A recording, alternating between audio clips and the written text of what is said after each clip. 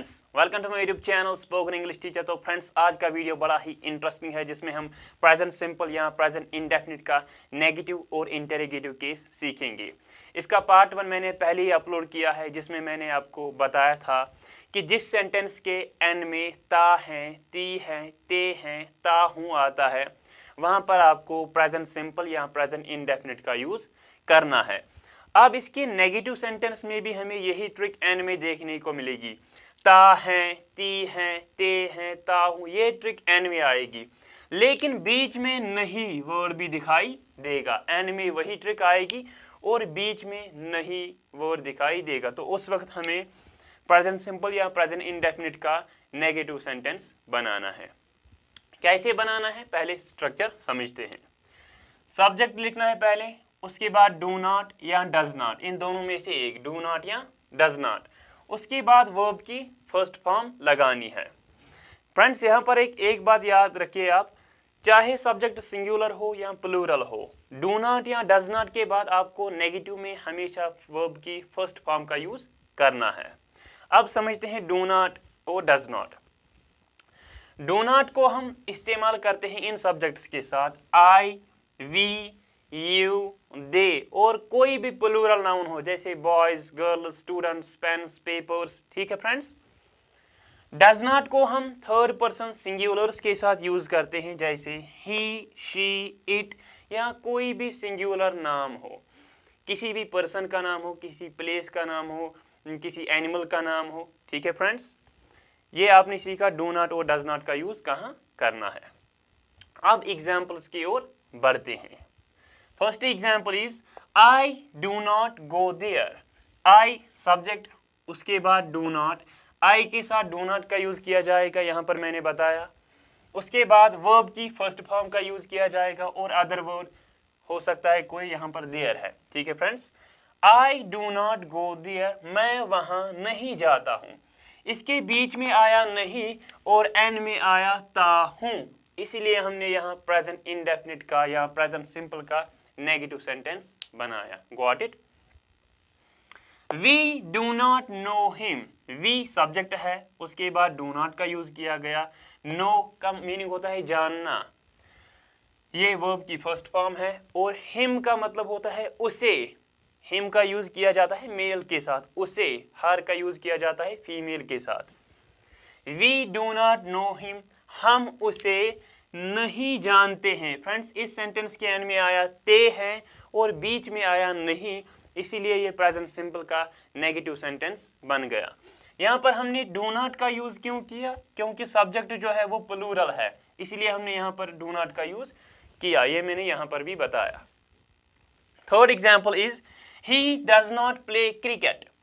ही जो है सब्जेक्ट है, इसके बाद डज नॉट का यूज किया गया। डज नॉट क्यों किया गया, क्योंकि ये थर्ड पर्सन सिंगुलर है, ये सब्जेक्ट ही जो है ये थर्ड पर्सन सिंगुलर है, इसीलिए इसके साथ डज नॉट का यूज किया जाएगा। उसके बाद वर्ब की फर्स्ट फॉर्म और अदर वर्ड। ठीक है फ्रेंड्स, वो क्रिकेट नहीं खेलता है, तो इस सेंटेंस के बीच में आया नहीं और एंड में आया ता है, so he does not play cricket. She does not cook food, she के साथ भी डज नॉट का यूज किया जाएगा क्योंकि ये भी एक थर्ड पर्सन सिंगुलर है। अब मान लीजिए यहाँ शी के बदले होता है यहाँ पर रानी, तब भी यहाँ पर डज नॉट का यूज किया जाता। क्यों, क्योंकि ये एक सिंगुलर नाउन है, रानी एक सिंगुलर नाउन है, इसलिए इसके साथ डज नॉट का यूज किया जाएगा। She does not cook food, वो खाना नहीं पकाती है, तो इस सेंटेंस के बीच में भी आया नहीं और एंड में आया ती है, इसीलिए हमने यहाँ पर भी नेगेटिव का यूज किया। फ्रेंड्स, अब हम इसका इंटेरोगेटिव केस समझते हैं। इंटेरोगेटिव में आपको क्या करना है, पहले डू या डज का यूज करना है, उसके बाद सब्जेक्ट और वर्ब की फर्स्ट फॉर्म। फ्रेंड्स, यहाँ पर आपको ये बात जहन में रखनी है कि चाहे सब्जेक्ट सिंगुलर हो या प्लूरल हो, सब्जेक्ट के बाद इंटेरोगेटिव में फर्स्ट फॉर्म ऑफ वर्ब का यूज करना है, और नेगेटिव में मैंने आपको बताया था वहां पर भी आपको फर्स्ट फॉर्म ऑफ वर्ब का यूज करना है। डू और डज, इसको आप समझते हैं। जिनके साथ अभी मैंने बताया डज नॉट को यूज किया जाएगा और डू नॉट को यूज किया जाएगा, उन्हीं के साथ डू और डज का यूज किया जाएगा। डू को हम इस्तेमाल करते हैं आई, वी, यू, दे और प्लूरल सब्जेक्ट्स के साथ, जबकि डज को यूज़ किया जाता है थर्ड पर्सन सिंगुलर्स के साथ, जैसे ही, शी, इट या किसी का नाम हो, कश्मीर, लंदन, अमेरिका, ये भी थर्ड पर्सन सिंगुलर्स है। अब कंसेप्ट समझते हैं फ्रेंड्स। जिस सेंटेंस के एंड में आता है ता है, ती है, ते है, ता हूँ, वो तो आपने समझा कि वो प्रेजेंट सिंपल का कंसेप्ट है। अगर यही ट्रिक फॉलो हुई एंड में और स्टार्टिंग में आया क्या, स्टार्टिंग में जिस सेंटेंस के आएगा क्या और एंड में आए ता है, ती है, ते है, ता हूँ, वहां पर आपको प्रेजेंट सिंपल का इंटेरोगेटिव केस बनाना है। अब एग्जांपल्स की ओर बढ़ते हैं। डू यू नो हिम, क्या तुम उसे जानते हो। डू के यहां पर जो है सब्जेक्ट यू था, सब्जेक्ट यहां पर यू है, इसलिए हमने यहां पर डू का यूज किया। पहले डू लाया, उसके बाद सब्जेक्ट और वर्ब की फर्स्ट फॉर्म का यूज यहां पर हमने किया। उसके बाद अदर वर्ड हिम, हिम का मीनिंग है उसे। डू यू नो हिम, क्या तुम उसे जानते हो। इस सेंटेंस के एंड में आया ते हो और पहले आया क्या। Second example is he play cricket. Friends यहाँ पर हमने डज का यूज इसीलिए किया क्योंकि यहाँ पर थर्ड पर्सन सिंगुलर ही की बात हो रही थी, इसीलिए हमने यहाँ पर डज का यूज किया। और उसके बाद हमने यहाँ पर वर्ब की फर्स्ट फॉर्म का यूज किया।